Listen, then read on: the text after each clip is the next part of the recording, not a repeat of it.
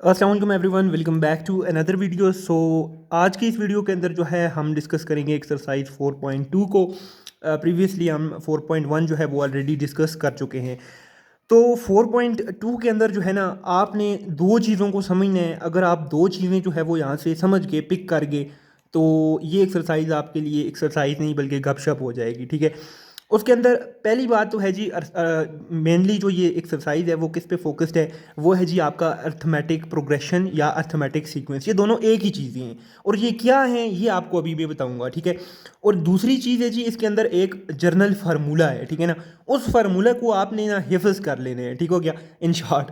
ठीक हो गया, तो आप जो है ना, ये क्वेश्चंस जो हैं ये बिल्कुल गपशप हैं। दो दो चार चार लाइंस के ये जो है क्वेश्चन आपको लगेंगे यार ये तो बड़ा ईजी हो गया है, ठीक है। तो पहले चलते हैं अर्थमेटिक सीक्वेंस किसे कहते हैं। अब बेसिकली यहाँ पर मैंने लिखा है ए एस और ए पी, इसका मतलब है जी अर्थमेटिक सीक्वेंस या अर्थमेटिक प्रोग्रेशन, ठीक है ना। इन शॉर्ट मैंने लिखा है जस्ट सिंबॉलिकल, ठीक है।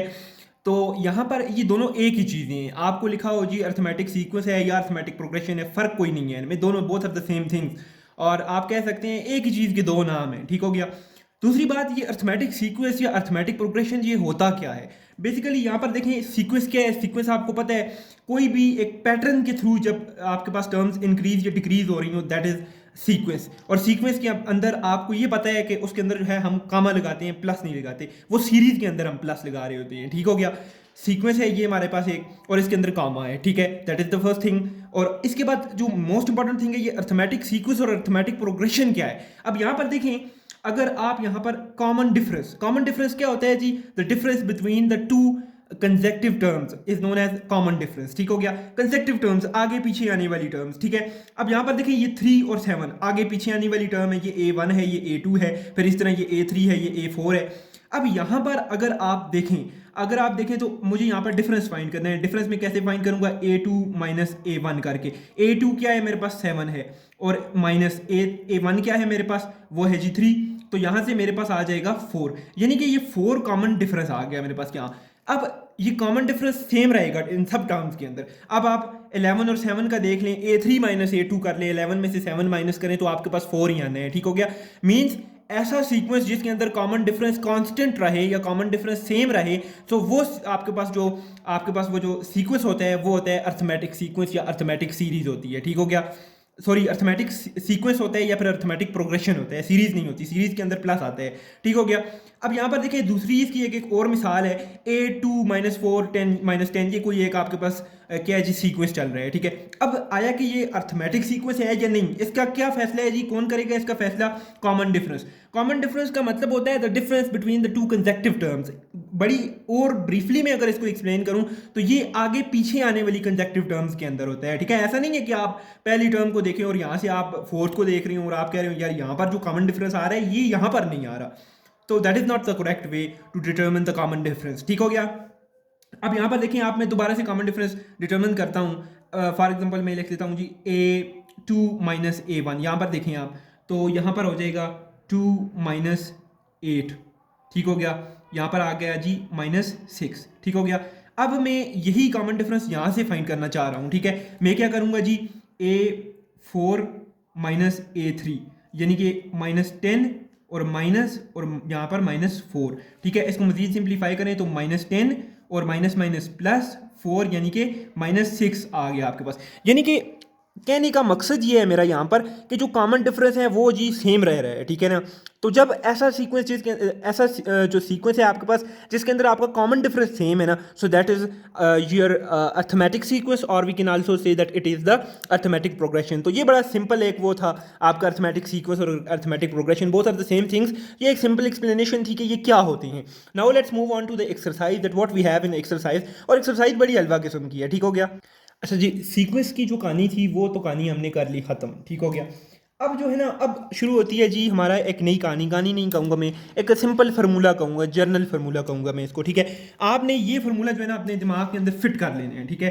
अब वो फार्मूला क्या है, वो फार्मूला बहुत सिंपल है। AN is equal to A1 plus N minus 1D, ठीक है। ये फार्मूला आपने अपने जहन के अंदर नशीं कर लेना है इसको, ठीक है। अब इसके अंदर ये क्या है उस पर थोड़ी बात कर लेते हैं। ए एन किसी कहते हैं, A N basically nth term होती है, या फिर आप इसको कह सकते हैं जो लास्ट वाली किसी जो सीक्वेंस है ना उसके अंदर टर्म आ रही होती है आपके पास, तो वो होती है that is your nth term. और ये जो आपके पास ना a1 it is the first term in your sequence, ठीक है। Like if I talk about this sequence, so here we have 8, that is a1, क्योंकि it is the first term of the sequence, ठीक हो गया। अब यहाँ पर आते हैं जी थर्ड चीज, ये n बेसिकली है आपके पास नंबर ऑफ टर्म्स के, जो आप सीक्वेंस जिस पे बात करना चाह रहे हैं, ये जो आप जहाँ पर फॉर्मूला लगा रहे हैं, वो जो सीक्वेंस है, जैसे ये सीक्वेंस है, इसके ये चलते जा रहा है, इसके अंदर बेसिकली टर्म्स कितनी है, सो ये नंबर ऑफ टर्म्स। और उसके बाद ये डी है जी, D is basically your common difference, जो कि हमने यहाँ पर भी डिटर्मिन किया। ये कैसे निकलेगा डी, a2 माइनस a1 करके, यानी सेकंड टर्म में से फर्स्ट माइनस करेंगे, आपके पास जो है वो कॉमन डिफरेंस आ जाएगा। a4 में से a3 माइनस करेंगे, सॉरी a3 में से a2 माइनस करेंगे, आपके पास कॉमन डिफरेंस आ जाएगा। और ये कॉमन डिफरेंस आप जिन भी दो टर्म से कंसेक्टिव आगे पीछे आने वाली दो टर्म से फाइंड करेंगे, ये सेम रहने वाला है, ठीक है, इससे कोई फर्क नहीं पड़ता, ठीक है जी। ये हो गया ये फार्मूला। अब इसके अंदर मैं आपको एक छोटा सा शॉर्टकट, ठीक है, शॉर्टकट बताना चाहूँ तो for example let's suppose for instance कि we want to find out the 15 terms of a sequence, हम 15वीं टर्म एक सीक्वेंस है उसकी फाइंड करना चाह रहे हैं। तो मैं यहाँ पर लिखूंगा a n की जगह मैं लिख दूंगा जी 15, 15वीं टर्म मुझे चाहिए, ठीक है। तो अब a1 एज इट इज रहेगा। अब जो n आप इधर डाल रहे हैं ना 15, जरा और खींचिएगा, तो उसमें से एक कम n-1 है इधर, यानी n में क्या डाला आपने 15, तो n-1 यानी कि यहाँ पर क्या आ जाएगा प्लस 14d। अगर आप n की यहाँ पर वैल्यू पुट करेंगे 15-1 फिर भी 14d आना है, लेकिन ये मैं आपको जनरली बता रहा हूँ कि फॉर एग्जांपल MCQs में आ जाए तो आप इतनी जल्दी जो है ना फॉर्मूला बना लें, यानी सिंपल आप लिखें जी a15 चाहिए तो आपने क्या किया a1 प्लस 14d, a20 चाहिए a1 प्लस 19d, a25 चाहिए तो वो हो जाएगा a1 प्लस 24d। तो ये बड़ी सिंपल कैलकुलेशंस आपके जहन के अंदर होनी चाहिए, ठीक है ना। ये ना हो कि आप जो है ना वो उस रोले में पड़े रहें, एक कम किया फिर इस तरह, तो वो ये ज़रा इजी हो जाता है उससे। बाकी that depends upon your choice कि आप कौन सा इसमें से सिलेक्ट करते हैं, चूज़ करते हैं। खैर अब आते हैं जी अपनी एक्सरसाइज की तरफ। तो यहाँ पर जो है आपके पास क्वेश्चन है जी, question number 1, find the 15 term of the arithmetic sequence. The first thing that you can conclude from this statement कि आपके पास सीक्वेंस कौन सा है, अर्थमेटिक सीक्वेंस मीन्स के common difference must be same, ठीक है। कॉमन डिफरेंस यहाँ पर सेम होना चाहिए, जितने टर्म्स आपको गिवन है या सो है जितना भी है आपके पास सेम होना चाहिए। अब इसको मैं लिखता हूँ and then will further talk about this. तो अब देखते हैं इसका क्या करते हैं। अच्छा जी, तो बेसिकली आपके पास क्या आ गया, क्वेश्चन नंबर 1 आ गया, आपके पास अर्थमेटिक सीक्वेंस है 2 5 8। आपको कह रहा है जी मुझे 15वीं टर्म 15th टर्म फाइंड करके दे दो, ठीक है, 15 नहीं है 15th टर्म फाइंड करके दे दो। इधर TH भी मैं लिख देता हूँ, कन्फ्यूजन ना हो, ठीक हो गया। 15th टर्म फाइंड करके दो मुझे, ठीक है। अब आपके सबसे पहले तो आप लिख लें जी इसके अंदर डेटा लिख लें, ठीक है। अब इस सीक्वेंस को देखें तो आपके पास a1 क्या है, a1 आपके पास क्या है जी, a1 आपके पास 2 है, ठीक हो गया। उसके बाद आपको d पता होना चाहिए, कॉमन डिफरेंस पता होना चाहिए, जो कि आएगा आपके पास a2 माइनस a1 से, ठीक है। यहाँ पर आप देखें a2 यानी 5 माइनस 2, तो आपके पास जो कॉमन डिफरेंस आ रहा है वो क्या आ रहा है जी 3 आ रहा है, ठीक हो गया। दो चीज़ें आपके पास आ गई। उसके अलावा अब आपने क्या करना है जी a15 को फाइंड करना है। तो आपके दिमाग के अंदर वही फार्मूला क्लिक करना चाहिए कि मैंने क्या फाइंड करना है। पहले जनरल फार्मूला लिख लेते हैं, an is equal to a1 प्लस n-1 और d। अब देखिएगा यहाँ पर कि मुझे क्या फाइंड करना है, 15th टर्म फाइंड करनी है ना, तो मैं यहाँ पर n की जगह 15 पुट करूंगा, ठीक हो गया। अब जब मैं n की जगह 15 पुट करूंगा तो यहाँ पर एक कम हो जाएगा उससे। इस फार्मूले को मैं डायरेक्ट भी लिख सकता हूँ a15 के लिए, a15 is equal to a1 plus 14d, ठीक हो गया। अब जो आपके पास यहाँ पर डेटा है गिवन वो इसके अंदर पुट कर दें, यानी a15 आपको फाइंड करना है, ये रहा। और a1 क्या है आपके पास 2 है, 2 आ गया, प्लस 14 है, एंड देन d आपके पास क्या है जी यहाँ पर 3 है, तो 3 को आपने क्या किया एज इट इज यहाँ पर लिख दिया। अच्छा जी, तो अब यहाँ पर a15 एज इट इज आ जाएगा, ये आपने फाइंड करना है 2 और प्लस ये 14 को 3 से मल्टीप्लाई करेंगे then you will get 42, and अब इन दोनों को आपस में ऐड करें तो a15 फाइनली आपके पास आ जाएगा जी 44, ठीक है। तो ये 44 आपके पास क्या है जी, ये आपके पास जो रिक्वायर्ड रिजल्ट है ना कि आपने A15 फाइंड करना था, तो ये राजी आपका A15 क्या है जी 44 है। ठीक है, ये सिंपल प्रोसीजर है जिसके थ्रू आप बड़ी आसानी के साथ जो है ना फाइंड कर सकते हैं। अब इसके मुतालिक मैं आपको एक और बड़े मज़े की चीज़ बताऊं कि ये जो है ना मोस्टली आपके पास मैंने आपको हाईलाइट कराए थे इंपॉर्टेंट क्वेश्चंस के अंदर भी, ये मोस्ट इंपॉर्टेंट आपकी एक्सरसाइज है रिगार्डिंग MCQs। तो MCQ किस तरह से बनेगा जी, आपको वो पूछ सकते हैं A20 मुझे फाइंड करके दो, कोई इस तरह का ही छोटा सा सीक्वेंस आपको दे देंगे। ठीक है, बोलेंगे A20 मुझे फाइंड करके दो, तो आपने क्या करना है, simply A20 is equal to A1 plus 19D वाला फॉर्मूला लगाने हैं। डी जो आपके पास गिवन है वो D यूज़ करें, A1 यूज़ करें, आपके पास क्या आ जाएगा, A20 आ जाएगा सिंपली। तो खैर मजीद इस पर बात नहीं करते, तो अब नेक्स्ट चलते हैं जी अपना क्वेश्चन नंबर 2 की तरफ। क्वेश्चन नंबर 2 में आपको कहते हैं the first term of an arithmetic sequence is 8। कोई अर्थमेटिक सीक्वेंस है जिसकी पहली टर्म आपके पास क्या है जी 8 है, 8 है, and the 21st term is 108। और जो उसी सीक्वेंस है, कौन सा सीक्वेंस, अर्थमेटिक सीक्वेंस, उसकी जो 21वीं टर्म है वो आपके पास है जी 108। अब वो कहते हैं फाइंड द 7th टर्म, अब मुझे 7वीं टर्म जो है ना वो फाइंड करके दे दो सीक्वेंस की। अब यहाँ पर एक बात कि आपके पास सीक्वेंस नहीं है, ठीक हो गया, तो आपने ये जो गिवन रिजल्ट है ना इसको आपने क्या करना है, यूटिलाइज करना है। अब वो किस तरह से करना है उस पर भी बात करते हैं। अच्छा जी, अब फर्स्ट ऑफ ऑल वही काम करने हैं, जब क्वेश्चन है आया आपके पास उसमें से आपने डेटा बाहर देख लेना है। ठीक है, the first term of arithmetic sequence, पहला टर्म है A1, हम उसे लिखेंगे वो क्या है 8 है, यानी 8 है। Then the 21st term is equal to 108, यानी कि A21 जो है वो हमारे पास है जी 108। ठीक हो गया। अब जो है उसके अलावा वो कहते हैं A7 क्या करना है जी, आपने फाइंड करना है। ठीक है, A7 आपने फाइंड करना है। अब यहाँ पर एक चीज़ और, ठीक है, अब देखें थोड़ा सा और करने की ज़रूरत है आपको। अब A21 उसने हमें दिया, यानी कोई सीक्वेंस है जो जिसकी पहली टर्म 8 है, फिर वो जा रहा है A2 है, फिर A3 है, फिर A4 है, A5 6 7 so on टिल 21, तो उसकी जो आखिरी टर्म आ रही है जी वो हमारे पास A21 आ रही है। अब उस A21 जो है, अब ये जो A21 है, ठीक है, ये n है ना, अब हम इसे n भी तो कह सकते हैं, यानी हम इसे लिख सकते हैं कि जो नंबर ऑफ टर्म्स हैं वो 21 है। ठीक है, हम ये भी लिख सकते हैं इसको, क्योंकि A21 पर जो है ना वो टर्म आपके पास 108 आती है, यानी कि जो टोटल यहाँ तक टर्म्स है वो 21 टर्म है ना आपके पास, यानी A1 से लेकर 21 तक 21 टर्म है आपके पास। सिंपल इन शॉर्ट इसका ये मतलब है। अब वही फार्मूला आप जहन के अंदर लाएं, AN is equal to A1 plus n-1D। अब जो है n की जगह आप क्या पुट करें, ये 21 है। ठीक है, n आपके पास 21 यानी 21 टर्म टोटल उधर मौजूद है आपके पास। तो A21 is equal to A1 plus, अब यहाँ से थोड़ा डायरेक्ट आप कर सकते हैं, 21 है तो इधर 20 हो जाने हैं ऑटोमेटिकली, 20D। अगर आप यहाँ पर पुट भी करें ना 21 - 1 तो वही 20D आने हैं आपके पास। ठीक हो गया। उसके बाद देखें A21 आपके पास ये रहा 108 है, तो आप सिंपली उसकी वैल्यू पुट कर दें 108 इज इक्वल टू A1 जो फर्स्ट टर्म है वो आपके पास 8 है, तो ये 8 पुट कर दें आप। उसके बाद प्लस 20 और फिर डी आपके पास नहीं है, आपके पास सीक्वेंस नहीं है, तो इस वजह से आप डी फाइंड करने से कासिर हैं, आप महरूम हैं। ठीक है, उसके बाद 108 इधर ही रहने दें, इस 8 को दूसरी तरफ ले जाए, तो ये -8, फिर यहाँ पर ये 20D एज इट इज़ रहेगा। अब यहाँ पर क्या आ गया, 108 में से 8 गया तो 100 आपके पास रह गया। ठीक है, फिर यहाँ पर 20D। अब जो है आप क्या करें, 20 को दोनों तरफ डिवाइड कर दें, इधर भी 20 को डिवाइड कर दें, इधर भी आप 20 को डिवाइड कर दें। अब आपके पास यहाँ से D क्या आ जाएगा जी, D आ जाएगा आपके पास यहाँ से 5। ठीक है जी, D यहाँ से आपके पास 5 आ जाएगा, क्योंकि ये 20 तो 20 कैंसिल, ये 21 ज़र 20, 25 ज़र 100, तो D आपके पास क्या आ गया जी, यहाँ पर 5 आ गया। अब आपने क्या फाइंड करना था, A7 फाइंड करना था।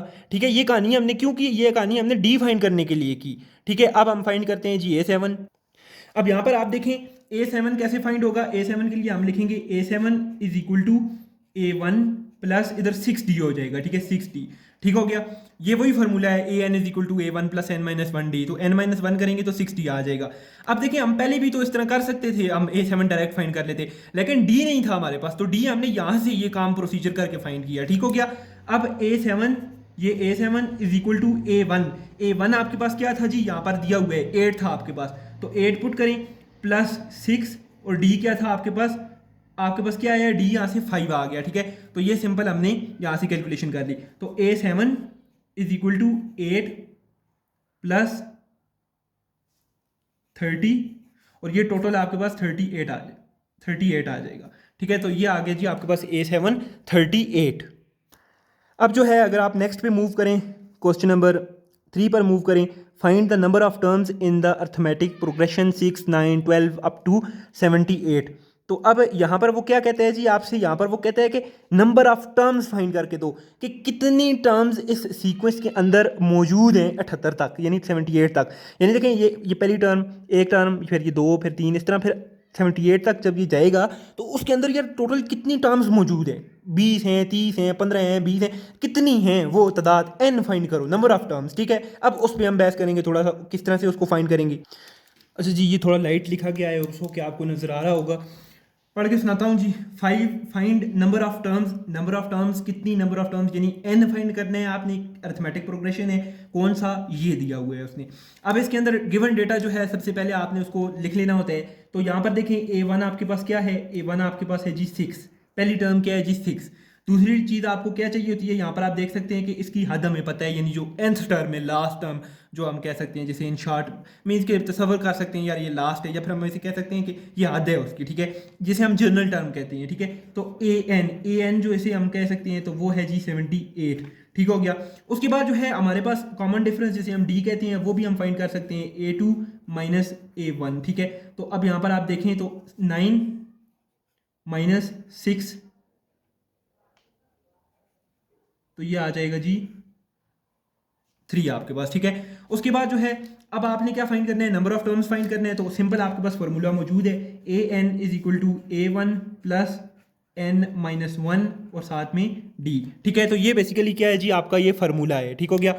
अब इसके अंदर आपने क्या फाइंड करना है जी, ये n फाइंड करने हैं। ठीक हो गया ना, अब ये n आपने फाइंड करने हैं। उसके अलावा बाकी सारी वैल्यूज हमें नोन है। जब तक देखिए अगर आपके पास ना कोई चीज़ें हैं, आपके पास कोई क्वेश्चन है जिसके अंदर आपको सारी वैल्यूज ही अननोन है, फिर तो जो आप चाह रहे हैं फाइंड करना वो तो आप नहीं फाइंड कर सकते। लेकिन ऐसा क्वेश्चन या ऐसी कंडीशन या सिचुएशन आपके पास आ रही है मैथ्स के अंदर जिधर आपके पास कुछ चीज़ें हैं और कुछ फाइंड करनी है, तो कुछ का जहाँ पर तस्वर आते हैं ना वहाँ से आप फाइंड कर सकते हैं इधर उधर वैल्यूज को करके। अब हमें n फाइंड करना है, बाकी चीज़ें हमें नोन है। अब देखें an मैंने यहाँ पर लिखा 78 है, सिंपल 78 पुट कर दें उसमें। अब a1 6 है, मैंने यहाँ पर पुट कर दिया। उसके बाद प्लस, अब ये इसको नहीं छेड़ना n को, n minus 1 as it is रहेगा। ये d की वैल्यू बाहर पुट करें 3, तो ये 3। उसके बाद देखें जी 78 इज इक्वल टू 6 प्लस, अब अंदर मल्टीप्लाई करें 3 को, तो 3n माइनस 3। ठीक हो गया। अब फिर देखें जी 78 is equal to 6 minus 3 plus 3 है। अब यहाँ पर 6 में से आपने 3 सब्ट्रैक्ट कर देने, तो आपके पास रह जाएगा जी यहाँ पर 3 प्लस 3n रह जाएगा। ठीक हो गया। अब इस 3 को इस तरफ शिफ्ट करें तो 78 minus 3 is equal to 3n, तो यहाँ पर आ जाएगा आपके पास 75 इज इक्वल टू 3n। ठीक हो गया, 75 इज इक्वल टू 3n आ गया यहाँ पर आपके पास। उसके बाद आपने क्या करना है, डिवाइड कर देना है 3 से बोथ साइड पर, यहाँ पर भी, यहाँ पर भी। यहाँ पर तो ये कैंसिल, यहाँ पर 3 2 6 आ जाएगा, 3 2 6 आ गया, और 3 5 15 आ गया। ठीक हो गया। तो यानी कि n आपके पास क्या आ गया, 25 आ गया। इसका मतलब क्या है कि इसके अंदर जो टर्म्स है ना, टर्म्स वो 25 टर्म्स हैं इसके अंदर। ठीक है, इन शॉर्ट इसका ये मतलब है। अच्छा जी, अब आ जाएं क्वेश्चन नंबर 4 के ऊपर। क्वेश्चन नंबर 4 के अंदर वो आपसे कहता है कि the n term of a sequence is given by an is equal to 2n plus 7। कहता है जो एन टर्म है किसी सीक्वेंस की वो इस फार्मूला से या इससे गिवन है। ठीक है, फिर कहता है show that it is an arithmetic progression, also find it 7th term. कहता है अब ये भी बताओ, सीक्वेंस भी इससे खुद ही बनाओ और ये भी खुद ही बताओ कि इसके जो है वो ये जो है एक अर्थमेटिक प्रोग्रेशन है और इसके अंदर आप फाइंड करें 7वीं टर्म। ठीक है, इसमें हमें उसने एक दो बातें बताई। पहले उसने ये बताया कि यार जो nth टर्म है वो ये है, इससे फाइंड करेंगे आप। दूसरा उसने बताया कि आप बताओ कि ये एक अर्थमेटिक प्रोग्रेशन है। तीसरी बात उसने बताई आपको कि इट्स 7th टर्म, और 7th टर्म भी हमें फाइंड करके दे दो। तो इस पर आप देखते हैं हम इसको किस तरह से टैकल करते हैं। अच्छा जी, तो ये दो चीज़ें ही हमें उसने दी थी। ठीक है, क्वेश्चन के अंदर एक उसने ये जनरल टर्म दे दी थी, यार इससे आप सीक्वेंस फाइंड करो। फिर उसने हमें बताया कि आप हमें 7वीं जो टर्म है वो भी हमें फाइंड करके दे दो। ठीक है, तो उसके लिए सिंपली ये करेंगे, पहले तो हमें सीक्वेंस बनाना है। सीक्वेंस के लिए हम इसका यूज़ करेंगे, ठीक है ना, इसका ये जो गिवन उसने हमें दी है। अब फॉर एग्जांपल पहले हम इसमें n को 1 पुट करेंगे, यानी a1 इज इक्वल टू 2 और n की जगह फिर 1 प्लस 7। ठीक हो गया, इधर लिख लें आप n इज इक्वल टू 1। फिर हम यहाँ पर n को 2 पुट करेंगे। ठीक हो गया, a2 इज इक्वल टू 2 और यहाँ पर फिर 2 आ जाएगा n की जगह प्लस 7। फिर हम n की जगह 3 पुट करेंगे तो a3 is equal to 2, n की जगह 3 प्लस 7 आ गया।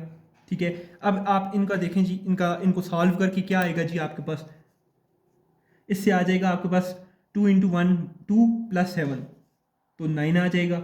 यहाँ से आपके पास क्या आ जाएगा 4 प्लस 7 11 आ जाएगा। यहाँ से आप देखें 2 3 6 प्लस 7 तो यहाँ से आपके पास 13 आ जाएगा।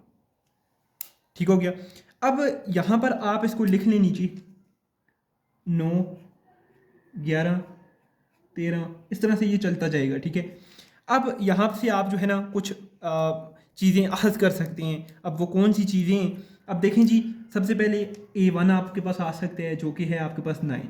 दूसरी चीज़ मेन आप यहाँ से फाइंड कर सकते हैं d, जो आप फाइंड करते हैं a2 माइनस a1 करके, और यहाँ पर वो आप फाइंड करेंगे जी 11 माइनस 9 और d आपके पास आ जाएगा जी यहाँ पर 2। ठीक हो गया, ये आपके पास क्या है जी d आ गया। अब ये चीज़ें जो है वो आपके पास आ गई। अब आपने क्या फाइंड करने हैं जी, a7 फाइंड करने हैं। ठीक हो गया, अब यहाँ से आपने a7 फाइंड करने हैं। उससे पहले एक और चीज़ के, ये देखें ये अर्थमेटिक प्रोग्रेशन है। क्यों? क्योंकि कॉमन डिफरेंस यहाँ पर आप फाइंड करें तो 2 है, 13 माइनस 11 ये भी 2 है। ठीक है, ये अर्थमेटिक प्रोग्रेशन भी है। ठीक है, अब हमने यहाँ पर फाइंड करने हैं a7, तो वही हम फार्मूला यूज़ करेंगे an is equal to a1 plus n minus 1 d। ठीक हो गया, अब यहाँ पर आप शॉर्ट भी कर सकते थे। ठीक है, जैसे कि शॉर्ट कैसे कर सकते थे, अब इधर भी आप n की जगह 7 पुट करें तो प्रोसेस वही रहेगा। लेकिन अब शॉर्ट किस तरह से, a7 is equal to a1 plus इस जनरेट से ही निकल जाएंगे आप, इधर एक कम कर दें 6 और फिर ये dr लिख दें साथ। अब देखें a7 आप फाइंड कर रहे हैं, उसके लिए a1 आपको चाहिए वो है 9, ऊपर मैंने फाइंड किया, फिर उसके बाद प्लस 6 एज इट इज़ और d आपके पास है जी 2। ठीक हो गया, अब 9 प्लस 6 2 12, अब 12 प्लस 9 आपके पास आ जाएगा जी 21, यानी कि a7 जो आपके पास आ गया वो फाइनली आ गया जी 21। ठीक है, ये जो था जी आपका क्वेश्चन नंबर 4 था, जिसके अंदर हमें 2-3 काम करने थे। पहला बेसिक ये करना था, सीक्वेंस बनाना था, फिर बताना था कि इज़ इट अर्थमेटिक प्रोग्रेशन और arithmetic sequence. So we did, हमने यहाँ पर बताया कि यार ये अर्थमेटिक प्रोग्रेशन है बिकॉज जो कॉमन डिफरेंस है वो जो है सेम है इन सब टर्म्स के अंदर। ठीक है, तो तीसरा काम था a7 फाइंड करना था, वो भी हमने यहाँ पर फाइंड कर लिया। ठीक है, अच्छा जी, तो अब आपके पास क्वेश्चन नंबर 5 है जी। क्वेश्चन नंबर 5 के अंदर वो कहता है आपने क्या फाइंड करने हैं, यहाँ से आपने क्या फाइंड करना है, show that the sequence log a, उसने कोई सीक्वेंस आपको दी है जिसके अंदर log a b log a b square and log a b cube आपके पास मौजूद है। ठीक है, ये first term, second term, third term, fourth term. ठीक है, अब ये कहता है कि इज एन अर्थमेटिक प्रोग्रेशन, आप ये बताओ कि क्या ये अर्थमेटिक प्रोग्रेशन के अंदर है या नहीं है। ठीक है, दूसरी बात वो पूछ रहा है कि हमें एंड टर्म फाइंड करके दो। आप देखें, जो फर्स्ट ऑफ ऑल जो चीज़ है ना आपके पास, आप फर्स्ट ऑफ ऑल इसको नीचे लिख लें। ठीक है, सोल्यूशन के अंदर लॉग ए, ठीक है, उसके बाद लॉग ए बी, उसके बाद लॉग ए बी स्क्वायर, फिर यहाँ पर मैं लिख देता हूँ लॉग ए बी क्यूब। ठीक है, अब ये आपके पास एक सीक्वेंस है और इस सीक्वेंस को आपने अगर बताना है आया कि ये अर्थमेटिक है या नहीं है, तो उसके लिए बड़ा एक जेन्युइन चीज़ है वो ये है, वो एक सिर्फ एक ही चीज़ है, वो ये है कि कॉमन डिफरेंस सेम होना चाहिए। ठीक है, इन दो के दरमियान जो कॉमन डिफरेंस है वही इन दो के दरमियान भी होना चाहिए। तो हम कॉमन डिफरेंस सिंप्लीफाइन कर लेते हैं, D is equal to a2 minus a1। ठीक है, और लॉग ए बी, यानी ये a2 है ना, फिर माइनस a1, तो a1 क्या है जी माइनस लॉग ए। ठीक हो गया, अब यहाँ तक आ गया। अब देखें यहाँ पर एक रूल लगता है। ठीक है, लॉग अगर ए हो और लॉग ए भी लिखा हो तो हम उसे प्लस में लिख सकते हैं, यानी अलग अलग लॉग में लिख सकते हैं, जिस तरह के लॉग ए प्लस लॉग बी, इस तरह से हम लॉग ए बी को लिख सकते हैं। ठीक है, तोड़ के, ये एक रूल है आपका। ठीक है, तो साथ है जी माइनस लॉग ए। अब यहाँ पर आप देख सकते हैं कि लॉग ए यहाँ पर प्लस में है और यहाँ पर लॉग ए माइनस में है, तो यानी कि डी जो आपके पास आ जाएगा वो आएगा लॉग log b आ जाएगा, ठीक है। d आपके पास क्या आ जाएगा, log b आ जाएगा। अब आपने यही log b आना चाहिए इन दोनों के दरमियान भी, ठीक है। आप इसी तरह से करें, आप करें जी यहाँ पर a3 माइनस a2 कर दें अगर आप, तो उधर से भी आपके पास log b आएगा, ठीक है। लाजमी बात है, ये log b आएगा। तो ये इसका एक इसमें ये बात ये प्रूव होगी कि हाँ ये अर्थमेटिक प्रोग्रेशन तो है। आप इधर लिख सकते हैं, सो the common difference is constant, so that is why we can say that it is in arithmetic progression or it is arithmetic sequence, ठीक है। एक बात, दूसरी बात उसने आपको बताई कि मुझे nth टर्म फाइंड करके जो है आप दे दो, ठीक है। d जो आपके पास आ गया जी, d आपके पास आ गया log b। उसके बाद a1 आप लिख सकते हैं ऊपर सीक्वेंस से ही, वो है जी आपके पास log a, फर्स्ट टर्म है जो। उसके बाद आप फार्मूला यूज़ करें, a n is equal to a1 plus n minus one D. अब बात हो रही है यहाँ पर nth टर्म फाइंड करने की, तो कंफ्यूज नहीं होना, nth टर्म और जनरल टर्म एक ही चीज़ें हैं, और nth टर्म ये रही आपकी, ठीक हो गया। इसको आपने फाइंड आउट करने हैं, तो लाजमी सी बात है जो राइट साइड पे जितनी भी वैल्यूज़ हैं वो आप पुट कर दें। तो यहाँ पर a1 है वो log a है आपके पास, पुट कर दें, प्लस n माइनस वन है, कुछ नहीं हो सकता, इसका कोई वैल्यू नहीं है, एज इट इज़ रहने दें। डिफरेंस हमने निकाला log b का, log b यहाँ पर पुट कर दें। उसके बाद एक और रूल है कि n log a होता है, बेसिकली ये रूल इस तरह n log a, ठीक है। तो ये पावर इस log पर जा सकती है, हम इसे log a पावर n लिख सकते हैं, ठीक है। ये एक रूल है log का। तो अब यहाँ पर आप देखें log a as it is रहेगा, और हम यहाँ पर इसको log b की पावर n माइनस वन लिख सकते हैं, ठीक हो गया। अब यहाँ पर एक और रूल है, वो भी log का रूल है, कि जब दो लाग ऐड हो रहे हो हम उन दो लाग को मल्टीप्लिकेशन के अंदर भी लिख सकते हैं। तो इस वजह से मैंने यहाँ पर लिख दिया log a b की पावर n माइनस वन, ठीक है। मैं इसको इस तरह से भी लिख सकता हूँ।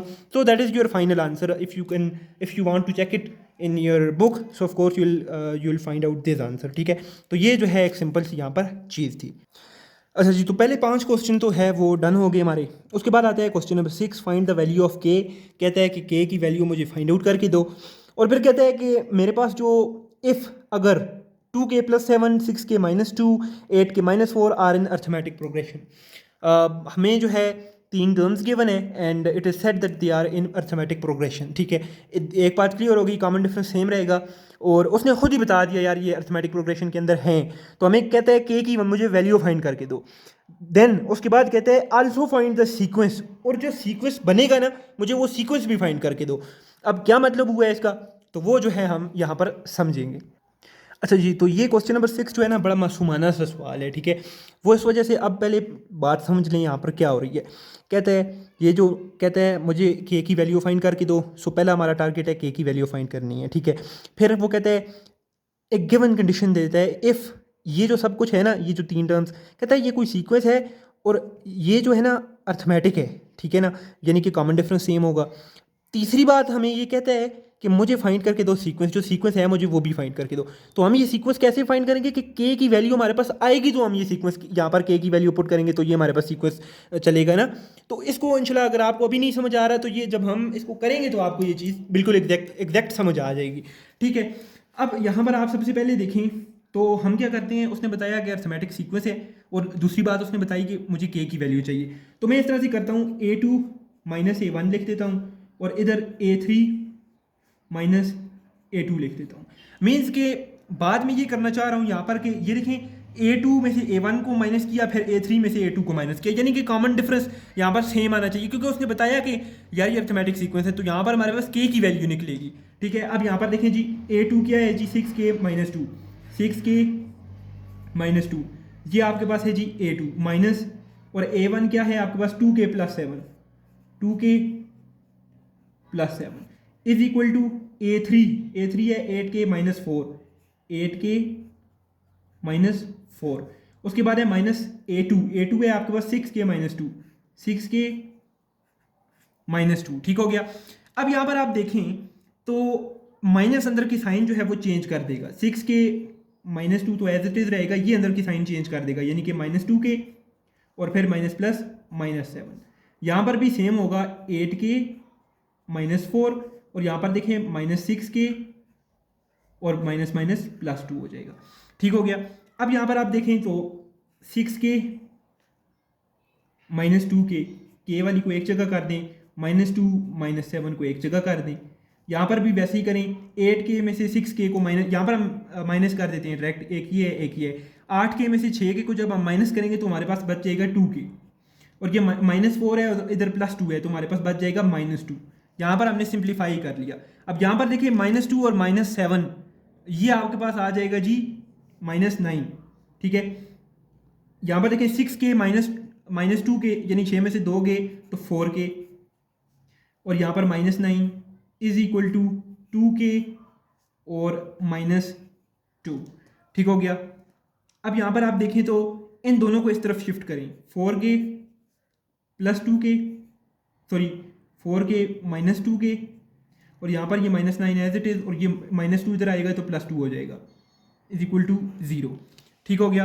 अब यहाँ पर ये माइनस है, अच्छा ये -2k है, अच्छा 4k में से -2k हो गया तो आपके पास 2k रह गया, ठीक हो गया। और यहाँ पर -2 और +2 आप सॉरी -9 और +2 आपके पास आ गया -7 इज इक्वल टू 0, ठीक हो गया।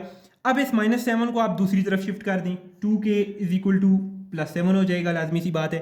2 को बोथ साइड पे डिवाइड कर दें हमें, क्योंकि k की वैल्यू चाहिए, तो k आपके पास क्या फाइनल आ जाएगा जी 7/2।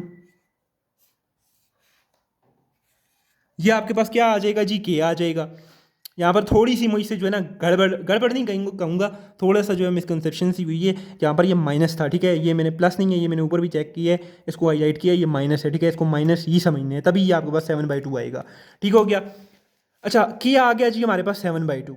अब जो है ना हमारे पास के जब आ गया तो इस के की वैल्यू हम यहाँ पर पुट करते जाएंगे इसके अंदर, इधर भी के की वैल्यू पुट करेंगे, इधर भी के की वैल्यू पुट करेंगे, इधर भी के की वैल्यू पुट करेंगे, तो आपके पास एक सीक्वेंस जो है वो बन जाएगा, ठीक है। अच्छा जी, अब आप यहाँ पर देख सकते हैं ये जो ऊपर ये था ना, ये इधर मैंने के की वैल्यूज पुट करता गया हूँ, ठीक है। यहाँ नीचे आए, ये देखें मैंने के की वैल्यू इधर 7/2, फिर इधर भी पुट की, इधर भी पुट की। अब देखें इसको आपने क्या करना है जी, सिंप्लीफाई कर लेने, और सिंप्लीफाई करेंगे तो आपके पास ये सीक्वेंस बन जाएगा 14, 19 और 24 का। अब ये देखें सिंप्लीफाई कैसे करना है, ये 2 से कैंसिल, ये 2 और ये 3, 2 3 इधर 6, और फिर यहाँ पर ये 2 और यहाँ पर ये 8 है, 2 4 8। अब इसको आप सारा ऐड सब्ट्रैक्ट करेंगे तो आपके पास ये 14, 19 और 24 इस तरह का जो है सीक्वेंस बन जाएगा, ठीक है। ये आपका क्वेश्चन ये वाला भी कंप्लीट हो गया। अच्छा जी, उसके बाद वाला क्वेश्चन है जी क्वेश्चन नंबर 7। उसमें कहते हैं A6 + A4 आपके पास 6 है, यानी कि कोई सीक्वेंस है, उसकी आपने छठी टर्म और उसकी चौथी टर्म को ऐड किया, यानी कि 6 टर्म और उसकी 4th टर्म को ऐड किया तो आपके पास 6 आया आंसर में। फिर वो कहते हैं उसकी छठी टर्म में से जब हमने 4th टर्म को माइनस किया तो आपके पास आंसर 2/3 आया। अब वो कह रहा है कि यार ये जो सीक्वेंस है ना, मुझे ये सीक्वेंस ही आप फाइंड करके दे दो, ठीक है। तो अब हम वो सीक्वेंस फाइंड करेंगे, ठीक है, जिससे ये सारा कुछ हो रहा है, ठीक है। अब वो कैसे फाइंड करेंगे उस पर भी बात करते हैं। अच्छा जी, अब ये आपके पास है क्वेश्चन नंबर 7। क्वेश्चन नंबर 7 में आपने इस तरह से करना है ना, ये मैंने शॉर्ट सा आपका क्वेश्चन जो है वो वैल्यूज गिवन लिख दी, क्योंकि इतना ही क्वेश्चन था। A6 + A4 = 6 और A6 - A4 आपके पास 2/3 आ रहा था। अब इस तरह से करते हैं इसके अंदर कि A6 + A4 = 6 और A6 - A4 = 2/3, ठीक है। अब यहाँ पर हम क्या करते हैं, इन दोनों को ऐड कर देते हैं, ठीक है, इन दोनों को ऐड कर देते हैं। तो आपको जैसा कि मालूम है कि जब हम ऐड करते हैं सो जो चेंज ऑफ साइन है वो नहीं होता, वो जब साइन चेंजिंग का प्रोसेस नहीं होता यहाँ पर। तो ये सिंपल है कि A4 से कट जाएगा, लाजमी सी बात है, एक में प्लस है एक में माइनस है। एडिशन में आपको पता है जब हम दो चीज़ों को ऐड कर रहे होते हैं तो साइन चेंज नहीं होते, वैसे सब्ट्रैक्शन में नीचे साइन चेंज हो जाती हैं। अब यहाँ पर हमारे पास क्या आएगा, A6 2 बार है तो हमारे पास 2A6 आ जाएगा, और यहाँ पर क्या होगा = 6 + 2/3, ठीक हो गया। 6 + 2/3 जी आपके पास यहाँ पर आ जाएगा, ठीक हो गया।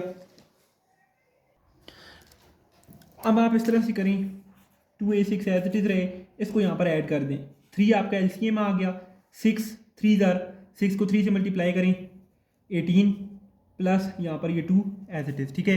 तो 2A6 आपके पास आ जाएगा जी 20/3। अब जैसा कि आपको पता है यहाँ पर कि मुझे A6 चाहिए, तो मैंने क्या करना है जी, मल्टीप्लाई कर देना, डिवाइड कर देना है 2 को बोथ साइड पे, तो यहाँ से तो 2 खत्म हो जाएगा, यानी यहाँ पर तो A6 रह जाएगा, और इस साइड पे मैं 20/3, और इधर जो 2 को डिवाइड करना था उसको मैं इस तरह साइन में लिख देता हूँ कि ये 2 जो है वो डिवाइड हो रहा है। अब मैं मज़ीद नीचे चलूँगा तो A6 = 20/3, और इसको मैं मल्टीप्लाई में जब कन्वर्ट करूँगा 1/2 हो जाएगा।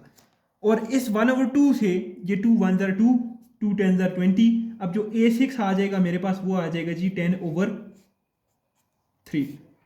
तो ये एक बात आपने याद रखनी है कि पहला हमने क्या किया, सबसे पहले इन दोनों को पकड़ के हमने ऐड कर दिया, और ऐड करने के बाद क्या किया, हमारे पास आंसर आ गया 10/3, A6 आ गया 10/3, ठीक हो गया। अच्छा जी, पहला तो हो गया हमारे पास A6 आ गया, क्या आ गया 10/3। अब हमने फिर इन दोनों को फिर से उठाएं, A6 plus A4 is equal to 6, और नीचे आ गया A6 minus A4 is equal to 2/3। पिछली बार हमने क्या किया था, इन दोनों को ऐड किया था, इस बार हम क्या करेंगे, इन दोनों को सब्ट्रैक्ट करेंगे। सब्ट्रैक्ट करेंगे तो प्लस माइनस में चेंज हो जाएगा, माइनस प्लस में चेंज हो जाएगा, और जब ऐसा होगा तो ये ऊपर प्लस है, ये नीचे माइनस है, तो ये दोनों तो लाजमी सी बात है कैंसिल हो जाएंगे। और उसके बाद यहाँ पर आपके पास रह जाएगा 2A4, और इधर आ जाएगा 6 प्लस 2/3, ठीक हो गया। इधर ये इस तरह से हो जाएगा, सॉरी यहाँ पर भी ये साइन चेंज होगा, इधर भी माइनस आ जाएगा, तो यहाँ पर भी माइनस आ जाएगा ना बीच में। तो अब इस तरह से होगा, 2A4, यहाँ पर आप LCM लें, 3 LCM, और इधर 18, और इधर ये बीच में माइनस है, -2, ठीक है। यानी ये आ जाएगा आपके पास 2A4 इज इक्वल टू 16/3। अब इस 2 को हम बोथ साइड पे डिवाइड करेंगे, तो डिवाइड करेंगे यहाँ से तो ख़त्म हो जाएगा ना, तो यहाँ पर हम इसको किस तरह से करते हैं जी, साइन में लिख लेते हैं कि ये 2 इधर आ गया। अब इस 2 को हम जब रेसिप्रोकल इसका लेंगे 16/3, और इस तरह से हम इसको लिखेंगे, तो ये 2 1 ज़र 2 और 2 8 ज़र 16, मीन्स A4 आपके पास आ गया 8/3, ये आपके पास आ गया जी A4, ठीक हो गया। अब हम इन शॉर्ट इसको लिख सकते हैं। अब हमारे पास दो नतीजे जो है ना वो आ गए। पहला ये आया कि A6 जो था हमारे पास आ गया 10/3, और दूसरी बात ये हुई कि हमारे पास A4 आ गया 8/3, ठीक हो गया। ये दो बातें हमारे पास आ गई। अब जो है हमने क्या करना है जी, यहाँ से कि A6 होता है आपके पास A1 + 5D, और यहाँ पर देखें A4 आपके पास होता है A1 + 3D 8/3, ठीक है। ये आपके पास इनके फार्मूलाज को ओपन कर दिया, यानी 6 है तो A कम 5D, इधर भी जो है वो आपके पास 4 है तो इधर 3D आ जाएगा। अब जो है आप इन दोनों को आपस में सब्ट्रैक्ट कर लें, यानी कि A1 + 5D is equal to 10/3, और A1 + 3D is equal to 8/3, ठीक हो गया। सब्ट्रैक्ट कर रहे हैं तो यहाँ से ये प्लस है तो ये माइनस हो जाएगा, ये सारा कैंसिल हो जाएगा। इधर जब माइनस आएगा 5 में से 3 गए तो 2D रह जाएगा, और इधर भी माइनस आ जाएगा, तो यहाँ पर हो जाएगा 10/3 माइनस 8/3, और यहाँ से आपके पास आ जाएगा जी 2D इज इक्वल टू 10 में से आप जब 8 को माइनस करेंगे तो 2/3 रह जाएगा। और फर्दर जब आप इसको सॉल्व करेंगे तो D आपके पास जो है वो सिर्फ 1/3 रह जाएगा। क्यों? क्योंकि 2 को आपने बोथ साइड पे डिवाइड कर देने हैं। थोड़ा क्वेश्चन ये लेंथी हो रहा है लेकिन इसको अभी ख़त्म करते हैं, ठीक है। तो ये D आपके पास यहाँ पर क्या आ जाएगा जी, 1/3 आ जाएगा। अच्छा जी, तो D के बाद आपने A1 फाइंड करने हैं। A1 आपके पास कहाँ से आएगा? A1 आपके पास आएगा यहाँ से, सॉरी A1 आपके पास आएगा यहाँ से, ठीक है। ये जो आपने यहाँ पर इक्वेशन बनाई ना A1 + 5D या A1 + 3D, तो इन दोनों में से किसी इक्वेशन को भी आप यूज़ कर सकते हैं और यहाँ से आप फाइंड कर सकते हैं इजीली जो भी आपने फाइंड करने हैं, जो कि मतलब A1 है आपके पास। तो हम सिंपली यूज़ करते हैं, इस इक्वेशन को यूज़ कर लेते हैं। A1 + 3D is equal to 8/3, A1 + 3D, A1 + 3D is equal to 8/3। तो D की जगह आपने 1/3 डाल देने, 3 1/3 डाल दिया, और इधर 8/3 आ गया। और यहाँ पर आप देख सकते हैं तो A1 और यहाँ पर ये 3 से cancel, A1 + 1 is equal to 8/3। तो इसको आप दूसरी साइड पे 1 को शिफ्ट करें, A1 इज इक्वल टू 8/3 -1। तो LCM ले लें आप यहाँ से, 3 LCM आ जाएगा 8 और -3, A1 आ जाएगा जी आपके पास 5/3। तो ये सिंपली आपके पास A1 आ गया। यहाँ तक जो है ना ये आपको बस सिंपली ये था, आपने D फाइंड कर दिया और A1 फाइंड कर दिया, ठीक है। तो ये जो है आपका सिंबल वो था, ठीक है। अब यहाँ पर आपके पास ये दोनों चीज़ें आ गई ना, अब आप इन वैल्यूज़ को यूज़ करके आप सीक्वेंस एक बना सकते हैं, ठीक है। वो मैं बना नहीं रहा, वो आप बना सकते हैं सिंपली, एक लाइन का वो है, अगर आप गाइड में भी देखेंगे तो एक लाइन में सिंपली वो बन जाएगा आपका, ठीक है। तो अब सिंपली किया क्या, इस सबको एक मरतबा फिर वाइंड अप कर लेते हैं। आपके पास आपने जो दो आपके पास इक्वेशंस थी उनको सबसे पहले हमने ऐड किया, तो हमारे पास आ गया जी 10/3, ठीक है। A6 आ गया हमारे पास। उसके बाद हमने क्या किया, इन्हीं दोनों इक्वेशंस को पकड़ के सब्ट्रैक्ट कर दिया, ठीक है। तो फिर हमारे पास क्या आ गया, A4 आ गया जो कि 8/3 था। ये दो सिंपल काम थे। फिर पहली इक्वेशन को भी लिखा, यहाँ पर दूसरी को भी लिखा, इसको भी खोल दिया A1 + 5D करके और इसको भी A1 + 3D करके, ठीक है। ये दोनों चीज़ें हमारे पास ओपन हो गई। उसके बाद हमने क्या किया कि इन दोनों को पकड़ा और इन दोनों को सब्ट्रैक्ट कर दिया आपस में, ठीक है। तो फिर जो है हमारे पास यहाँ पर D निकल आया हमारे पास। जब D आ गया तो लाजमी सी बात है, अब हम इस इधर से इस इक्वेशन को यूज़ करें या फिर इस इक्वेशन को यूज़ करें, D की वैल्यू पुट करें तो A1 हमारे पास आ जाएगा। तो सिंपली हमने यहाँ पर A1 भी फाइंड कर लिया। तो ये जो था सिंपल वो था। अब यहाँ से आप सीक्वेंस बहुत ही आराम से फाइंड कर सकते हैं, ठीक है। अच्छा जी, तो ये आ गया आपके पास क्वेश्चन नंबर 8, ठीक है। क्वेश्चन नंबर 8 ये आपके पास आ गया, जिसके अंदर वो आपसे कहता है कि B + C - A / A, ये कुछ उसने 3 टर्म्स दी हैं और वो कहता है कि ये अर्थमेटिक प्रोग्रेशन के अंदर मौजूद हैं, ठीक है ना। अर्थमेटिक प्रोग्रेशन के अंदर मौजूद हैं तो कहता है प्रूव करो कि 1/A 1/B 1/C ये भी जो है सारे आपके पास अर्थमेटिक प्रोग्रेशन के अंदर होंगे, लाजमी बात है, ठीक है। अब जो है देखें बेसिकली यहाँ पर आपके पास मैंने यहाँ पर ये क्वेश्चन लिखा, ठीक है। तो अब हम यहाँ पर एक ये टेक्निक जो है वो इस्तेमाल करते हैं, बड़ी शॉर्ट टेक्निक है, ठीक है। कि अगर मैं इसके साथ इसके साथ इसके साथ इन तीनों के साथ, बिकॉज ये तीनों अर्थमेटिक प्रोग्रेशन के अंदर तो हैं, अगर मैं इनके साथ कुछ ऐड करना चाहूँ तो मुझे सेम चीज़, अगर मैं 2 इधर ऐड कर रहा हूँ, इधर भी ऐड करूँगा, इधर भी ऐड करूँगा, तभी ये सब फिर अर्थमेटिक प्रोग्रेशन मीन्स कि कॉमन डिफरेंस तभी इनका फिर सेम आएगा।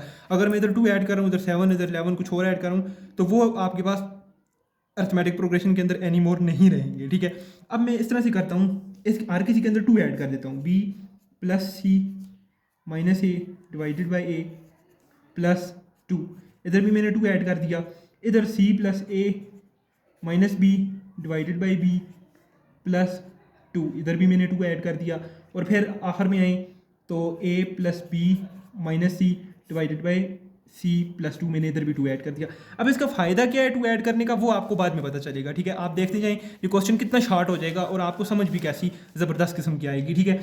अब 2 मैंने ऐड किया तो सबसे पहले यहाँ पर आप LCM ले लें ऊपर, तो A LCM आ गया, B + C और यहाँ पर -A फिर +2A, ठीक है, ये आ गया यहाँ पर।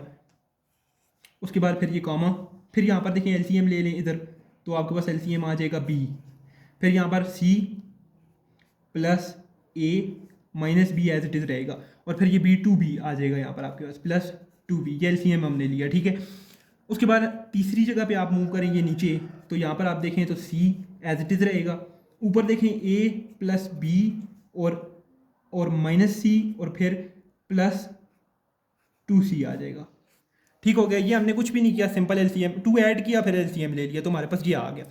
अब इसको फर्दर हम सिंप्लीफाई करते हैं, तो आपके पास यहाँ पर आ जाएगा B + C + A / A, फिर यहाँ पर आपके पास आ जाएगा C + A और यहाँ पर +B हो जाएगा, +B / B। अब यहाँ पर देखें ये लास्ट वन में A + B और यहाँ पर +C हो जाएगा आखिर में, ठीक है। फिर नीचे C, ये देखें यहाँ पर ये +C हो जाएगा, -C + 2C +C हो जाएगा आपके पास। उसके बाद देखें मेन बात यहाँ पर आप समझे, ऊपर A + B + C हर जगह पर आ गया, ठीक है। A + B + C हर जगह पर आ गया। अब हम क्या करेंगे, डिवाइड कर देंगे, dividing each term by A + B + C, तो वो किस तरह से होगा, B + C + A / A। अब डिवाइड कर रहे हैं हम, ठीक है, तो इसको मैं साइन में लिखता हूँ, A + B + C, her term के साथ आपने यही काम करने हैं। C + A + B / B, फिर इधर डिवाइड लिखें आप A + B + C, same to same इस टर्म थर्ड के साथ भी आपने करने हैं, A + B + C / आपके पास C, फिर डिवाइड करें आप और A + B + C। अब आपकी यहाँ पर कॉमन सेंस भी काम कर रही होगी, जब ये डिवाइड होगा ये नीचे आएगा तो लाजमी सी बात है ये और ये आपस में कैंसिल हो जाएंगे, ये भी A + B + C है, ये भी, ठीक है, तो ये भी यहाँ से कैंसिल, ये भी यहाँ से कैंसिल, ये कैसे कैंसिल, अब आप डिवाइड को मल्टीप्लिकेशन में चेंज करें, मैं चेंज नहीं कर रहा, आप अगर आप करें multiply by 1/a + b + c, तो ये क्रॉस में कैंसिल हो जाएंगे सारी जगह पर, ठीक है। तो आपके पास क्या रह जाएगा 1/a, 1/b, 1/c। तो ऑफ कोर्स अब ये अर्थमेटिक प्रोग्रेशन के अंदर है ना, वो क्यों, क्योंकि हम अब यहाँ पर आप लिख सकते हैं yes it is proved that 1/a, 1/b and 1/c are in arithmetic progression. क्यों, क्योंकि हमने जो इजाफा किया, हमने इनके कॉमन डिफरेंस को डिस्टर्ब नहीं किया, हमने +2 को सिर्फ ऐड किया उसके अंदर, ठीक है ना। +2 को हर टर्म के अंदर ऐड किया, ऐसा भी नहीं है कि एक के अंदर ऐड किया। अगर पहले से कॉमन डिफरेंस सेम है तो +2 के ऐड करने से वो कॉमन डिफरेंस जो है वो डिस्टर्ब नहीं होगा आपका, ठीक है। अच्छा जी, अब मूव करते हैं हम नेक्स्ट पे, ठीक है। नेक्स्ट आपके पास है जी क्वेश्चन नंबर 8 तक हमने कर लिया, क्वेश्चन नंबर 9 है आपके पास। 9 ये रहा, a ball rolling up an incline covered 24 meter during the first second, 21 meter during the second second, and 18 meter during the third second. Find how many meters in covered in the 8th second. अब पहले आपने समझना है कि ये statement हमें क्या बता रही है। स्टेटमेंट आपको बड़ी सिंपल चीज़ बता रही है। देखें स्टेटमेंट आपको क्या बता रही है। स्टेटमेंट मैं आपको हाथ से समझाने की कोशिश करता हूँ। स्टेटमेंट कहती है एक इंक्लाइन प्लेस है इस तरह से नीचे, ठीक है, बल्कि इस तरह से आप कह सकते हैं, इस तरह नीचे, ठीक है। यहाँ से फॉर एग्जाम्पल एक बाल जा रही है नीचे की तरफ, ठीक है। अब बाल जा रही है नीचे की तरफ, तो पहले सेकंड के अंदर वो 24 मीटर का डिस्टेंस जो है वो यानी यहाँ से आती है इधर तक 24 है तो 24 मीटर कवर कर लेती है। दूसरे सेकंड में मज़ीद नीचे आती है और कितना कवर करती है जी, वो आपके पास कवर करती है जी 21 मीटर और कवर करती है। फिर वो मज़ीद नीचे आती है तो वो कवर करेगी जी थर्ड सेकंड के अंदर 18 मीटर कवर करेगी। इसी तरह से कवर कर, अब वो कहते हैं जब ये बाल चलती रहेगी नीचे आती रहेगी एक इंक्लाइंड इस तरह के प्लेन से, तो फिर ये जो है बाल 8वें सेकंड में कितना डिस्टेंस कवर करेगी। यानी कि पहले सेकंड में भी इसने बता दिया, दूसरे में भी बता दिया, तीसरे में भी बता दिया। पूछा जा रहा है यार इसी इंक्लाइंड प्लेन से ये नीचे जा रही है बाल रोल करते हुए, अब बताओ कि ये कितना डिस्टेंस कवर करेगी 8 सेकंड में, ठीक है जी। तो ये 9वां क्वेश्चन मैंने लिख दिया। यहाँ पर थोड़ी सी राइटिंग में गड़बड़ है लेकिन इसको आपने माइंड नहीं करना। कहता है कि डिस्टेंस कवर्ड बाय बॉल, अब वो बॉल जो इंक्लाइन प्लेन से नीचे आ रही है तो वो क्या कवर कर रही है, पहले में 24 कवर कर रही है, दूसरे में 21 मीटर कवर कर रही है, तीसरे में 18 मीटर कवर कर रही है। मीटर को मैंने छोड़ दिया, ठीक है, वो हम आखिर में लगा लेंगे। अब जो है यहाँ पर वो कहता है अब यहाँ पर हमने डेटा कंक्लूड करने हैं, तो A1 आपके पास आ गया 24, ठीक है, पहला ये आ गया। तो उसके बाद जो है हमने डी फाइंड करने हैं डिफरेंस। तो डिफरेंस सेकंड -1 होता है यानी 21 - 24, तो डिफरेंस आ जाएगा -3 का, ठीक हो गया। अब जो है उसके बाद आपने हमें फाइंड करना है जी A8 यानी 8वें सेकंड में उसने कितना डिस्टेंस कवर किया, ये हमने फाइंड करना है। तो हम सिंपली फार्मूला यूज़ करेंगे AN = A1 + n-1 D का। अब यहाँ पर हम n की जगह 8 पुट करेंगे, A8 = A1 प्लस, अब यहाँ पर ऑटोमेटिकली 8 - 1 7 ही होगा, तो हम एक कम इधर से करके लिख लेते हैं 7D। अब आपके पास A8 = A1 भी है, A1 आपके पास क्या है 24 है प्लस 7 और D आपके पास -3 है, ठीक हो गया। अब यहाँ पर आप इसको सॉल्व करें तो 24 यहाँ पर -7 3 21 और आपके पास आ जाएगा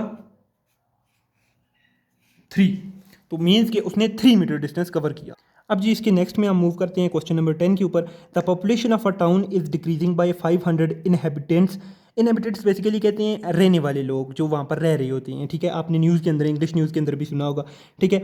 अब वो कहते हैं the population of a town is decreasing by 500, कि एक टाउन है उसकी जो टोटल पॉपुलेशन है उसमें से 500 लोग जो है वो कम हो रहे हैं हर साल, ठीक है ना। बात बात होता है, इसकी मिसाल इस तरह से आप ले सकते हैं समझने के लिए कि कहीं आप कह सकते हैं कि फॉर एग्ज़ाम्पल जिनके अंदर वार जिन कंट्रीज़ के अंदर लग जाती है, मखसूस एरिया जहाँ पर वो टारगेट करते हैं, ठीक है, तो वहाँ पर इस तरह होता है कि एक साल कुछ मकानात उजड़े तो वहाँ से 500 या 1000 लोग निकल गए, फिर इस तरह ये चलता रहता है सिलसिला। तो अब वहाँ यहाँ पर भी वही बताया जा रहा है कि एक टाउन है उसके अंदर कुछ पॉपुलेशन रह रही है, तो उसमें 500 हर साल जो है वो वहाँ से चली जाती है, ठीक है, वो कम हो जाती है। If this population in 1960 was 2013 and 5, कहते हैं कि ये जो पॉपुलेशन थी 1960 में ये थी कुल, ठीक है। कहते हैं जी what was its population in 1970। अब वो कहते हैं कि 1970 के अंदर जो है ना वो क्या पॉपुलेशन थी, अब आप ये बताओ। अच्छा यहाँ पर एक नुक्ता है, वो ये है कि देखें 1960 की जो पॉपुलेशन है ना, 1960 के अंदर ये जो लिखी है, अब ये A1 है आपका, तो इस हिसाब से जो 1970 की पॉपुलेशन होगी वो A11 होगी, ना कि A10 होगी। हमने A11 फाइंड करने हैं, ठीक हो गया? आई होप सो कि आपको बात समझ आ गई होगी। और यहाँ पर डिफरेंस का बड़ा अच्छा तरीका है। डिफरेंस क्या है जी? यहाँ पर 500 माइनस 500 आप लिख देंगे डिफरेंस की जगह, ठीक है? अच्छा जी, तो ये है आपके पास क्वेश्चन नंबर 10, ठीक है? आपके पास टोटल पॉपुलेशन 1960 में जो है वो ये थी। डिफरेंस हर साल कितने डिक्रीज आ रहा है, -500। आप सिंपली लिख सकते हैं, सीक्वेंस बनाने की ज़रूरत नहीं है। पॉपुलेशन कहाँ पर फाइंड करनी है? 1970 की। अब ए वन जो है ना आपके पास, ये याद रखिएगा 1960 की पॉपुलेशन है, जो कि है आपके पास 20, 13 और 5। ये A1 है आपका, ठीक है ना? फाइंड क्या करना है हमने? ये 1970 वाली तो A1 वो है, फिर 1961 A2 होगी, उस हिसाब से 1970 A11 होगी, तो A11 हमें जो है वो फाइंड करना है। तो इसके लिए जो फार्मूला है, अब अच्छा यहाँ पर जो D है, D आपके पास है जी -500। अब जो फार्मूला है वो वही फार्मूला है, AN = A1 + N-1 और D, ठीक हो गया? ये आपका फार्मूला है। अब हमें क्या फाइंड करने हैं? A1 फाइंड करने हैं, तो A11 फाइंड करने हैं, यानी कि 1970 की पॉपुलेशन फाइंड करनी है ना, तो A11 फाइंड करने हैं। N की जगह 11 पुट करें, A11 = A1 प्लस, ये इधर 11 है तो इधर 1 कम हो जाएगा, तो यहाँ पर क्या आ जाएगा जी? 10 और D। अब सिंपली आप यहाँ पर वैल्यूज पुट करें, A11, A1 आपका क्या है जी? यहाँ पर ये पॉपुलेशन जो 1960 में थी 20, 13, 5, ये आपकी 1960 के अंदर पॉपुलेशन थी, प्लस 10 और यहाँ पर -500। क्यों -500? क्योंकि जो वहाँ टाउन की पॉपुलेशन है वो डिक्रीज कर रही है जी। 500 लोग हर साल कम हो रहे हैं, तो कम हो रहे हैं तो -500 लिख देंगे ना, सीक्वेंस बनाने की ज़रूरत ही नहीं है। तो जब आप इसको सॉल्व करेंगे तो ये तो एज इट इज़ रहेगा 20, 13, 5, और यहाँ पर जब आप इसको मल्टीप्लाई करेंगे तो ये -5000, तो ये -5000 आ जाएगा, ठीक है? तो जब आप इसे अब मज़ीद सिंप्लीफाई करेंगे, मतलब इनको सब्ट्रैक्ट करेंगे आपस में, तो यहाँ पर ये आ जाएगा जी फाइनल आंसर।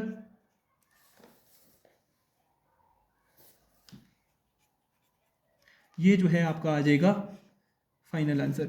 अब इसका मतलब क्या है? इसका मतलब है कि ये पॉपुलेशन 1970 में उस जगह पर, उस टाउन के अंदर रह जाएगी, ठीक है ना? तो ये क्वेश्चन भी आपका कंप्लीट हो चुका है। उसके बाद अब मूव करते हैं जी नेक्स्ट क्वेश्चन की तरफ। ये क्वेश्चन बड़ी ईजी हैं, ठीक है? नेक्स्ट क्वेश्चन की तरफ मूव करते हैं, जो कि आपके पास क्वेश्चन नंबर 11 है जी। क्वेश्चन नंबर 11 के अंदर वो कहते हैं Ahmed and Akram can climb 1000 feet in the first hour and 100 feet in the each succeeding hour. अब वो कहते हैं जी कि अहमद और अकरम दो लड़के हैं जो कि चढ़ रहे हैं किसी पहाड़ी पर, आप समझ सकते हैं। तो वो कवर करते हैं जी 1000 फीट, वो एक ही घंटे में, पहले घंटे में वो 1000 फीट कवर कर जाती हैं, ठीक है? यानी कि A1 उनका क्या हो गया? 1000 हो गया, यानी पहले ही घंटे के अंदर 1000 फीट वो चढ़ गई। उसके बाद क्या किया जी उन्होंने? And 100 feet in each succeeding hour, और उस पहाड़ी पर चढ़ते हुए हर जो है 1 घंटा गुजरने के साथ साथ वो मज़ीद 100 फीट ऊपर जा रहे हैं। मीन्स कि डिफरेंस क्या आ गया? 100 का डिफरेंस आ गया, ठीक हो गया? और फिर वो आपसे कहते हैं कि when will they reach the top of a 5400 feet hill. अब वो कहता है कि उसकी, अब वो वक्त क्या होगा, किस वक्त वो रीच आउट करेंगे, उसको पहुंचेंगे उस हिल पर जिसकी जो लंबाई है वो है जी 5400 फीट, ठीक है? अब फिर एक मरतबा मैं बयान करता हूँ इसको सिंपल अल्फाज के अंदर, ये कि अकरम और ये दो जो है लड़के हैं, इन्होंने 1000 फीट चढ़ लिया पहले घंटे के अंदर एक पहाड़ी पर। फिर हर घंटा जैसे गुजर रहा है तो वो 100 फीट का डिफरेंस आ रहा है, मीन्स कि D आपके पास 100 हो गया। तो उसके बाद क्या कहते हैं जी? अब वो किस वक्त वो पहुंचेंगे उसके ऊपर, उस पहाड़ी के ऊपर जिसकी जो टोटल जो उसकी लंबाई है वो 5400 फीट है, यानी AN 5400 फीट है, हद उसकी 5400 फीट है। अच्छा जी, बेसिकली यहाँ पर हमने अब लिख लिया इसकी चीज़ें। डिस्टेंस जो उन्होंने कवर किया, पहले घंटे के अंदर 1000 था, जो डिफरेंस आ रहा था वो 100 का आ रहा था, और हमने उसकी जो टोटल लंबाई है, जो हद है उसकी, वो है जी AN, यानी कि टोटल जो जनरल लेंथ है उसकी वो 5400 है। उसके बाद कहते हैं कि हमें N फाइंड करना है। अच्छा, N का यहाँ पर क्या मतलब है? N का मतलब ये नहीं है नंबर ऑफ टर्न्स फाइंड करें, N का मतलब है नंबर ऑफ आवर्स फाइंड कर रहे हैं, कितने घंटे उनको लगेंगे उस पहाड़ी को चोटी तक चढ़ने में, ठीक है? अब यहाँ पर वही फार्मूला है, AN = A1 + N-1 D। अब ये वाला N आपको पता होना चाहिए, ये वाला N हम फाइंड करना चाह रहे हैं, ठीक है? अब AN क्या है? जो टोटल लेंथ है उस पहाड़ी की वो कितनी है? 5400। अब यहाँ पर हम फिट को थोड़ा इग्नोर कर रहे हैं, वो हम लास्ट में लगा देंगे, लास्ट में नहीं, खैर वो तो हमने आर कैलकुलेट करते हैं। अच्छा, तो A1 क्या है जी? जो वो पहले घंटे के अंदर चढ़े, कितना चढ़े? 1000 फीट चढ़े, कई दईस सैकड़ा हज़ार, ये 1000 वो पहले घंटे के अंदर चढ़े, प्लस अब ये n-1 एज इट इज़ रहेगा, और जो डिफरेंस आ रहा है हर 1 घंटे में वो कितना आ रहा है जी, आपके पास 100 फीट का आ रहा है, तो ये 100 वो वाला आ गया। अब उसके बाद थोड़ा सा सिंप्लीफाई करते हैं, 5400 एज इट इज़, ये 1000 एज इट इज़, उसके बाद ये प्लस 100n, ये अंदर मल्टीप्लाई किया और माइनस 100 आ गया। ठीक हो गया, यहाँ तक की बात होगी जी आपकी क्लियर। उसके बाद आपने इस तरह से करना है कि इस 1000 को हम क्या करते हैं जी, इस तरफ शिफ्ट कर देते हैं,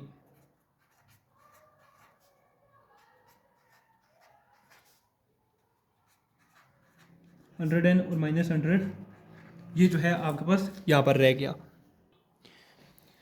अब जो है आप इस यहाँ पर आ गया आपके पास 4400, ठीक है। अच्छा, यहाँ पर आप इस तरह से करें ना, बेहतरीन ये है कि आप यहाँ पर इसको ओपन ही ना करें, ठीक है। मीन्स कि यहाँ पर n को आप फिर से बाहर कर लें, तो मीन्स के 100 को आप बाहर कर लें, या अगर आप नहीं भी करते तो आपकी मर्ज़ी है, लेकिन इस तरह से भी चलें, ठीक है। अब इस 100 को आप फिर इस तरफ शिफ्ट करें, 4400 माइनस 100, और इधर जो है वो 100n आ गया। अब यहाँ पर आप 4400 में से एक 100 गया तो 4300, 100n आ गया।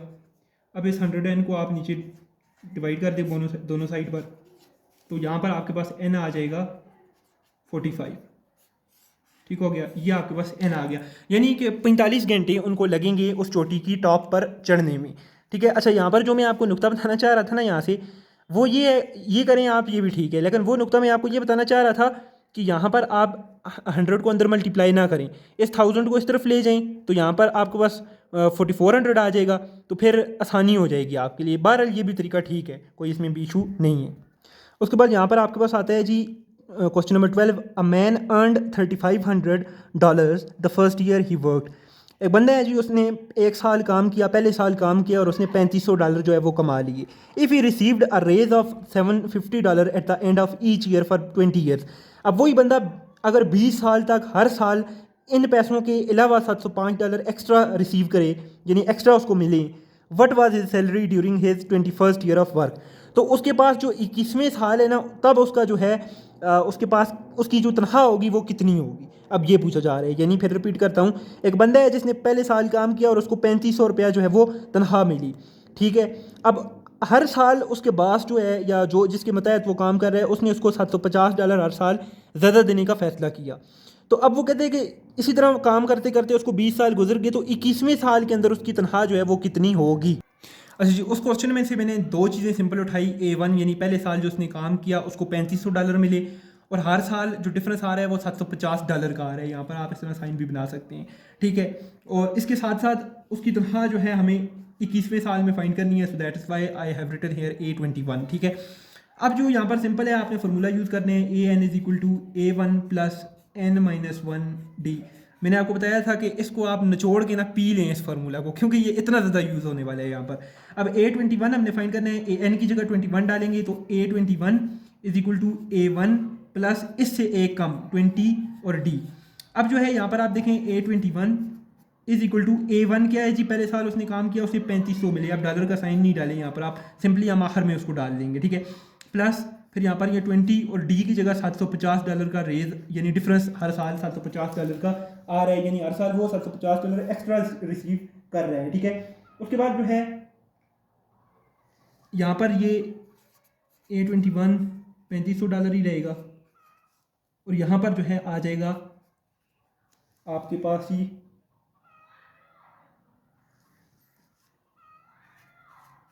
$15,000। और अब इसको जब आप ऐड करेंगे, ठीक है, इसको जब आप ऐड करेंगे तो A21 जो उसकी तनख्वाह है या जो उसकी सैलरी है 21वें साल में, वो आ जाएगी जी $18,500।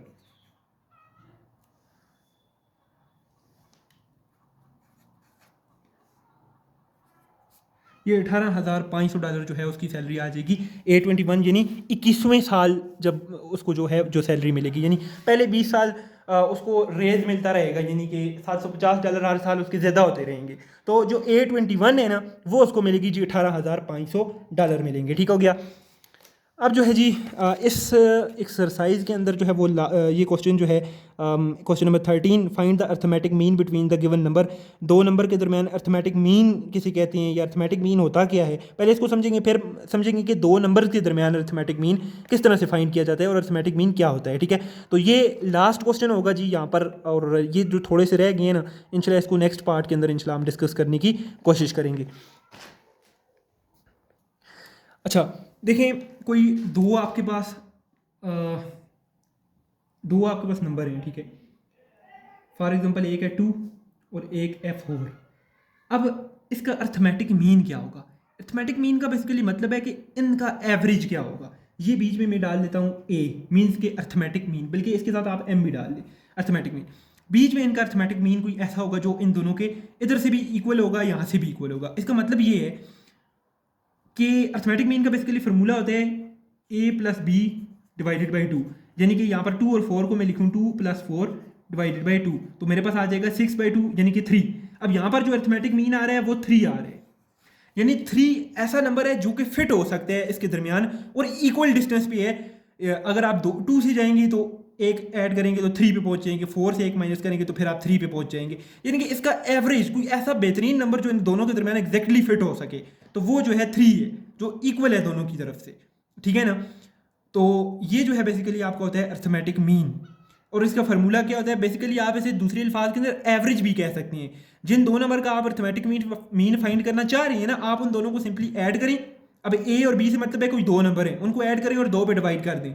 तो यहाँ पर मैंने इनको ऐड किया, मेरे पास क्या आ गया जी 6/2 यानी 3 आ गया। तो 3 एक ऐसा नंबर है इन दोनों के दरमियान जो अर्थमेटिक मीन का काम कर रहा है, यानी कि इन दोनों के दरमियान बेहतरीन जो है वो फिटिंग दे रहे हैं, यानी बेहतरीन वो फिट आ रहे हैं इन दोनों के दरमियान। तो वो हमारा क्या कहलाएगा जी? अर्थमेटिक मीन कहलाएगा। अब जो है आपका क्वेश्चन नंबर 13 का पार्ट नंबर 1 है जी, 12 और 18 दो आपके पास 12 और 18 नंबर है।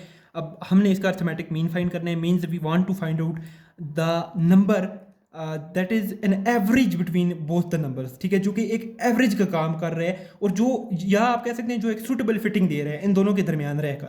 ठीक है ना, तो उसका फार्मूला क्या है? सिंपली अर्थमेटिक मीन हम लिखेंगे, arithmetic mean is equal to a + b divided by 2, ये उसका फार्मूला है। ठीक है, अब a और b यानी दो नंबर जो हैं 12 हैं, एक हमारे पास 18 है, दोनों को आप पुट करें 2 पे डिवाइड कर दें, तो यहाँ पर आपके पास आ जाएगा 30/2, यानी कि 15 एक ऐसा नंबर है जो कि इन दोनों के दरमियान अर्थमेटिक मीन का काम कर रहा है। ठीक है, ये सिंपली आप कह सकते हैं। इसके दरमियान इसका जो अब सेकंड पार्ट है, अब मैं इसके अंदर एक और पार्ट मजीद करूंगा क्योंकि ये काफ़ी इजी पार्ट है। सिंपल आपने ये करने हैं, जो दो नंबर हैं उनको उठाना है, ऐड करने हैं और 2 पे डिवाइड कर देने हैं। अब जो है जी ये आपका लास्ट पार्ट है क्वेश्चन नंबर 13 का। मैंने आपको सिंपली बताया अर्थमेटिक मीन किस तरह से फाइंड होगा। दोनों को उठाएं, ऐड करें, यानी कि a + b का होल स्क्वायर, इसको ऐड करें a - b का होल स्क्वायर, और इनको 2 पे आप डिवाइड कर दें तो ये आपका अर्थमेटिक मीन निकल आएगा। ठीक है, इसको फार्मूले को ओपन करें, a² + 2ab + b², फिर यहाँ पर देखें प्लस a² - 2ab + b²। अब यहाँ पर देखें डिवाइड बाई 2, अब यहाँ पर आप देख सकते हैं +2ab - 2ab आपस में कैंसिल हो जाएंगे। अब ये a² और a² यानी 2a² + 2b² आपके पास रह जाएगा डिवाइडेड बाई 2, यानी 2a² थे तो 2a² हो गया, 2b² यहाँ पर मौजूद थे तो ऐड होकर 2b² हो गया। 2 को बाहर कॉमन ले लें, अंदर रह जाएगा a² + b², डिवाइड में आए आपके पास 2, ये 2 से कैंसिल। तो मीन्स कि ये a² + b² एक ऐसा वो वैल्यू है जो कि अर्थमेटिक मीन का काम कर रही है, और we can say it is a suitable fitting between the two given values. ठीक है, अब ये दो वैल्यूज़ जो गिवन थी इनके दरमियान ये सूटेबल फिटिंग का काम कर रही है या एक एवरेज का काम कर रही है, आप कह सकते हैं। तो that is our arithmetic mean. So thank you so much for watching the video. I hope so कि आपको समझ आई होगी जितने भी कॉन्सेप्ट आज की इस वीडियो के अंदर डिस्कस की गई हैं। वीडियोज़ जो है थोड़ी लेंथी रही है क्योंकि इसके अंदर काफ़ी चीज़ें ऐसी थी जो कि एक्सप्लेन करना बड़ी इंपॉर्टेंट थी क्योंकि ये बेस है। तो नेक्स्ट इंशाल्लाह डिस्कस करेंगे इसके फर्दर जो पार्ट्स हैं उनको। छोटी सी एक वीडियो होगी 15-20 मिनट की, उसके अंदर हम इसको कंप्लीट कर देंगे। And then we'll move on to our next exercise 4.3, and later on after completing this chapter which is chapter number 4, then we will move on to chapter number 11. I'm thinking right now straight away I would like to move on to the chapter 11, but देखते हैं कि मौके के लिहाज से मुनासबत से हम किस चैप्टर के ऊपर नेक्स्ट जाते हैं।